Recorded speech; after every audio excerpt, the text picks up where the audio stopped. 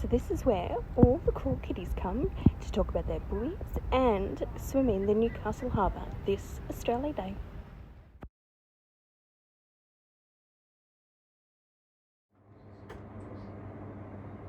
Well, it seems like about 8 weeks ago we had you in the studio last time, Martine. It feels like yesterday. It does feel like yesterday. It does. And you know what, so much can happen in such a small amount of time. Well, it does, and that just goes to show how unpredictable life can be. Would you like to tell everybody what's been happening since we spoke to you last? Wow, the last time I chatted with you, I was on top of the world. You were. I know. I was telling you about a book I had just published. Right. We were off to exhibit it in the art gallery. Yes. I was pumped. I had just been a finalist in the Lake Macquarie City Council Citizen of the Year for doing wild things like jumping in ice water and sleeping out with the homeless and doing things like that. And life was great. If I had half your energy.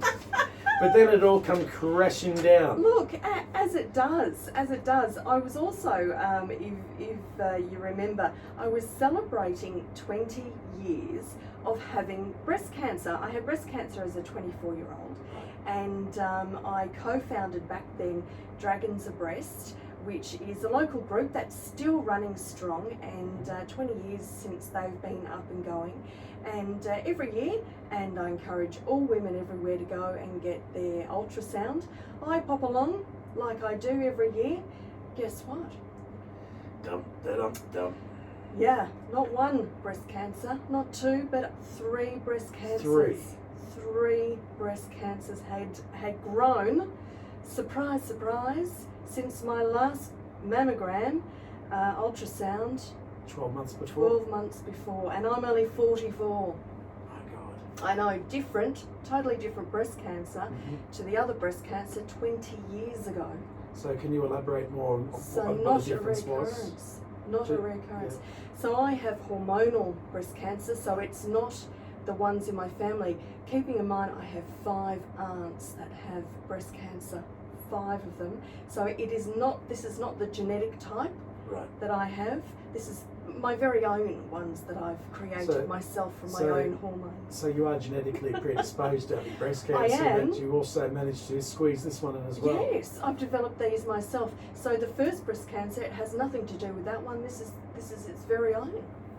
Very own. Crazy, and 3. So every time I went to the doctor that week, and it happens really quick, 1 minute you're having an ultrasound, the next minute they're putting needles into you for biopsies. Yeah, and you pop along to the doctor and they say, look, you've got one type of breast cancer, come back and we'll talk about it. You go back and they say, look, we found another type of breast cancer. You go back and they found another type of breast cancer, and the next minute you're in having your breast chopped off. My goodness. And yes, unfortunately for me as well, it also went to my lymph glands underneath my arms, so I had those removed as well. Well, sitting looking at you, you would never know. You'd never know. You'd never know You'd at all. never know. To be honest though, there was a time there where a good few weeks ago I was out of action. I had radiation therapy. The actual surgery was okay, right? The node's been removed because they take it out from the muscle under your arm. Right. That does cause a lymphedema, because now your lymph system, which takes your waste out of your body, so you've got them under your neck, you know, when your lymph glands come up under your neck, in your groin, under your arms, well, when they're removed, your body isn't taking the waste out of your body, so you get swelling, and then you're feeling yuck because your body isn't able to get rid of waste. You're basically cramming up with toxins. Absolutely. So you're yucky. So you have to physically do that yourself now, and so I do a lot of swimming. That's a good way to do it. Now, 20 years ago, amazing man in Canada, a doctor, found that the motion of dragon boating, paddling, actually helps that with the lymphedema, helps that. So that's how Dragons Abreast the paddling came into it. All right, So so that's why. it's like an auto drainage, lymphatic drainage. Lymphatic drainage, exactly. Right. Yes, Okay. yes. So that's why women with breast cancer, or anyone who's had the lymph nodes removed from under their arm, should really be doing dragon boating, because it's absolutely perfect. There you go. for that. Most people wouldn't know that too. No, there we go. So it's You're a height of perfect. information. Oh, I know. Now, your attitude obviously has had some reaction to the way you've handled this. Like your personality is bright, and I'm sure you've had horrible days, but you've just bounced back so well, considering it was such a short time ago that you got this news. It was. Well, back in September, I had the mastectomy and the lymph gland removal. Right. I then went to radiation therapy, and I tell you what, the bubbly personality that you see hit the wall, and You're allowed to have a bad day here and there. there were a few bad dark days, I can tell you, and there were some fantastic friends who brought over food. I had a food train happening, and there were some days where I couldn't even get off the couch to serve my family that food. You know, it was pretty rough those days. Yeah, because that's one thing I keep forgetting to think about, is that particularly the mother of children and the housewife and everything else. You know, when you can't operate normally, you know, the household has to keep moving forward. Absolutely. The kids need to be fed, the pets need to be fed, Mm. and the house needs to be clean, bills need to be paid, and when that stops still, you know, you need help from everybody around you, from your network, Yeah. just to keep you going. Yeah, absolutely, and you have to, especially the effects on the kiddies as well. You know, each and every individual child, it affects differently and at different times as well. So you have to really keep an ear to the ground, you know, for them every day, you know, making sure that they're okay too with everything. Being open and honest with them. You don't want to pretend everything's rosy and you know, not as it is, because that's as troubling as letting them know the truth at a stage that they can't deal with as well. So you have to be, you know, very careful with each individual child, and don't you know, hold back. It doesn't matter whether you've got cancer or anything else. Hold back in thinking, you know, how can I help my child through this, and reach through your GP or through the school. You know, what counselling do they have to help the child get through this as well? Because it's not so much a taboo subject these days. It does affect everybody. Absolutely. Whether it's personally, whether it happens to them personally, or whether it's a member of their family. It affects my family directly as well. So I think there's not a person I know that has not been affected in some way or the other by cancer. Absolutely, the big C hits everyone, and I'm just telling you the breast cancer numbers, because here I am with breast cancer twice now, and twice different cancers, and 1 in 8 women are going to be diagnosed with breast cancer. So it's going to be someone in your family, your neighbour, your co-worker. Everyone is going to be touched by this. So I'm being very open and transparent about my journey, and you can get on to my Facebook page, Martini Mornings, and I go through, sometimes it's fairly gruesome stuff, sometimes it's you know, bouncy and happy stuff. I've got stuff that are, you know, some medical procedures that we go through, the radiation therapy, just to try and demystify some of the stuff that we go through. It's honest stuff. And well, I think the most important thing is that it's not all gloom and doom. It's not, no, and it's manageable. There are some gloom and doom days, but these things are manageable, and there are some little triumphs, you know, along the way, and there are, you know, a few bits, and we are putting it together so that we can give it to women, especially young women who are diagnosed with a family, as well as an educational tool that they can have.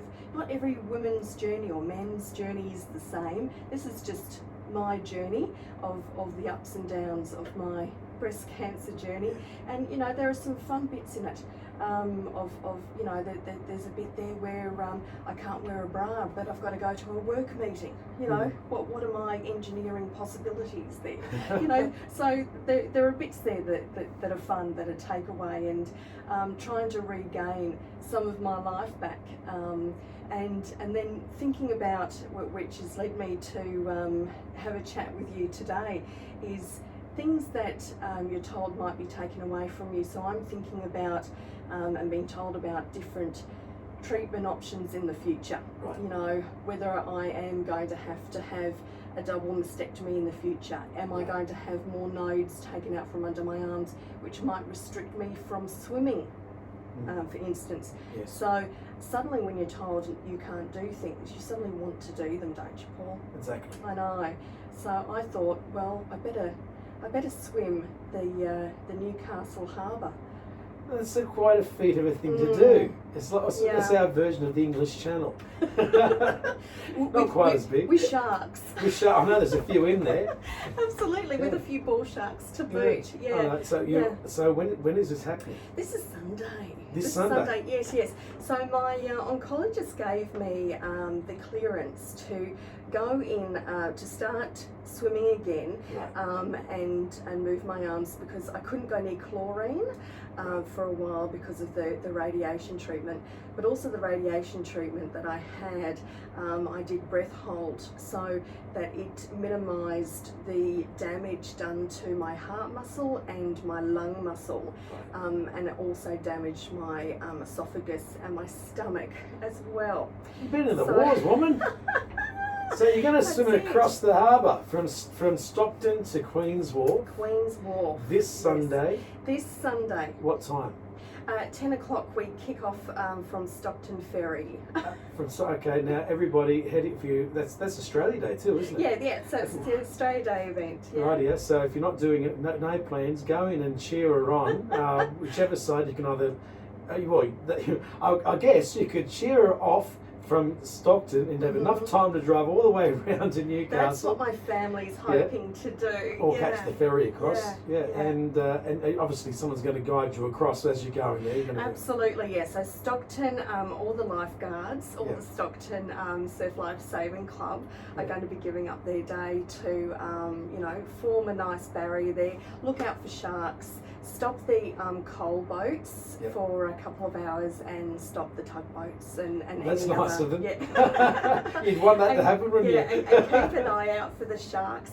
And I'm raising money for the local Dragons Abreast group, because it's their 20-year anniversary of when I co-founded them 20 years ago when I first had my breast cancer. Okay, now So take we're your money tying with it you, all everybody. in. Yeah, take your money with you and throw it in the bucket. Well, and not that that's stuff that goes clink, clink. Preferably, the stuff that. And no burly blows buckets, please. That's the last thing I want. Yeah, you're an amazing person, and what you're doing for charity, in spite of everything you've been through over the last several months, and your energy and your attitude to it all is just phenomenal. Thank you, Paul. We wish you all the best of luck. So don't forget, everybody, make sure you head over to Stockton at 10 o'clock in the morning for the big jump off the side of the ferry wharf there, and then make your way all the way around to Queen's Wharf in Newcastle to welcome Martine back to the Newcastle side of the harbour. It's a wonderful thing to do. Bring some money with you and throw it in the bucket, and not the stuff that goes clink, unless there's a lot of it. But every cent helps anyway. Absolutely. Thank you so much for your support. As always, 1629. Oh, no worries. Always happy to have you in here. So, and Martina's chosen a song to play out this interview with, and she wanted Eye of the Tiger, which I think is a fitting song. Mm-hmm. And I found a different version of that. This is Paul Anker, the man that brought us My Way, as well as many other songs. He's created a lovely version of the song. And here it is, especially for you, and keep the battle up, keep up the eye of the tiger, so to speak, Martine. Thanks so much. It's great Paul. to have you here. Cheers. Here it is. Hopefully, if it decides to play. No, it says no. We can just keep chatting away for a second. Computer says no. That's always a problem, isn't I it? know. Do you know, I keep this song, especially the original Rocky version. And it is my song, because I imagine myself in little shorts running up the stairs there. Yeah. One day that will be me running up those stairs in the little shorts. Well, yeah, it was a good movie too, and I know exactly what you're saying. So I think what we'll do, we'll transfer back to the original version of that one just for you. Martine, thanks for coming in, and all the best. Don't forget, Sunday at 10 o'clock in the morning at the Stockton Ferry Wharf.